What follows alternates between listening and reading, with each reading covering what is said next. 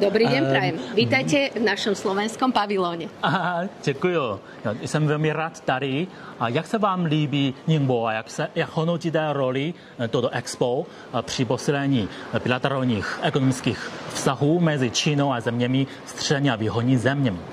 Tak v prvom rade by sme veľmi pekne chceli poďakovať vašej vláde, že nás pozvala a mali sme tu česť byť hosťom na tohtoročnom expe Číny a stredovýchodných krajín Európy. Slovensko a Slovinsko sú to dve krajiny Európy, ktoré sú tento rok čestným hosťom a my sme sa snažili priniesť čo najkvalitnejšie nielenže produkty, ale najvýznamnejšie spoločnosti, ktoré reprezentujú Slovenskú republiku.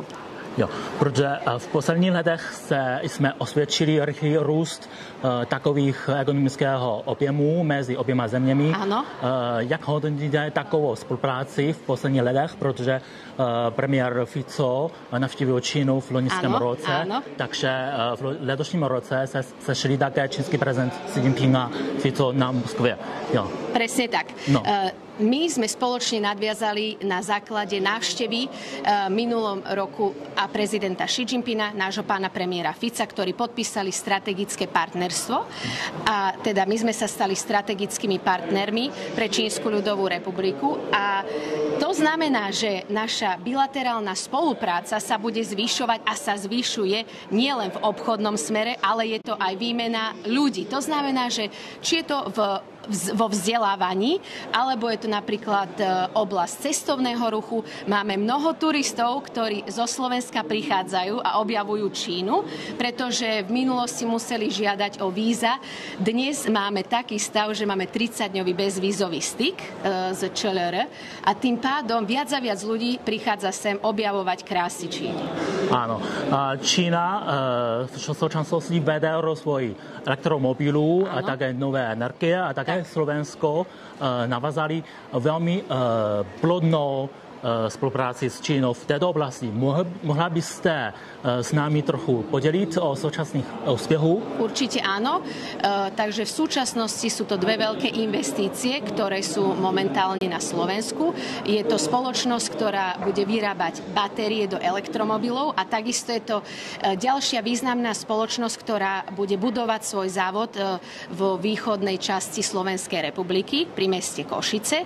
A tam vlastne budeme vyrábať elektromobile, ktoré budú potom distribuované aj v rámci európskeho trhu. Čiže z hľadiska, ako hovoríte, týchto inovácií je to veľmi perspektívne aj pre nás a musím ešte povedať jednu dôležitú vec, že popri týchto závodoch budú určite aj významné vývojové centrá, ktoré v budúcnosti budeme vytvárať a práve tu vidím priestor pre tú mladú generáciu, ktorá si vie vymieňať tie informácie a skúsenosti medzi Čínou a Slovenskom. Toto je veľmi dôležité, čo ja považujem za pilier našej spolupráce. Super. A jak vidíte budoucnost bilaterálních ekonomických vztahů mezi Čínou a Slovenskou a jaká opatření budete zavést v budoucnosti? Tak budúcnosť vyzerá veľmi perspektívne tým, že aj dnes tu máme mnohé spoločnosti, ktoré sa prišli prezentovať na váš trh. Je to nielen prezentácia našich vysokokvalitných produktov zo Slovenska, ale šírime aj svoju kultúru. To znamená, že viac čínskych priateľov bude vedieť, kde sa Slovensko nachádza, že sme nádherná krajina a veríme tomu, že aj na základe tejto prezentácie našej republiky príde v budúcnosti veľa ľudí, ktorí sa zaujímajú o krásy Slovenska, o našu históriu a o celkovú kultúru ako národ, kde sme lokalizovaní. Ďakujem. Super. A právě jsem viděl, že předseda našeho parlamentu ukazoval do srdce svůj nejlepší produkty ze Slovenska, ako by letadlá a také turistické zdroje. Presne tak. Jo. Áno. Máte pravdu, na dnešnej exhibícii sa bude vystavovať samozrejme nie len tá časť týchto kvalitných produktov, ktoré tu vidíme, ale je to veľmi významný letecký priemysel. Mnohí možno nevedia, ale tento letecký priemysel má na Slovensku dlhodobú históriu a máme ozaj veľmi veľa expertov, ktorí rozumejú letectvu a podieľajú sa aj na rozvoji tohto priemyslu v oblasti letectva teda v Európe a potom samozrejme, že si vymieňajú aj tieto skúsenosti s ďalšími krajinami. Takisto už včera prebehla konferencia, kde sa zúčastnili naši odborníci v tomto priemysle a viem, že sa chystá nejaká spolupráca, takže určite milé radi aj my budeme počuť, ja som ekonomickou diplomatkou, ako budeme aj ďalej v tomto smere napredovať.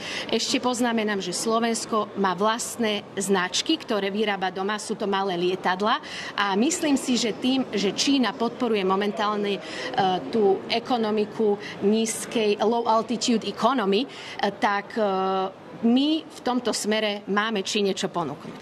Super, ďakujem. A ja ďakujem za rozhovor. Prajem vám všetko dobré. Majte sa pekne. Ďakujem.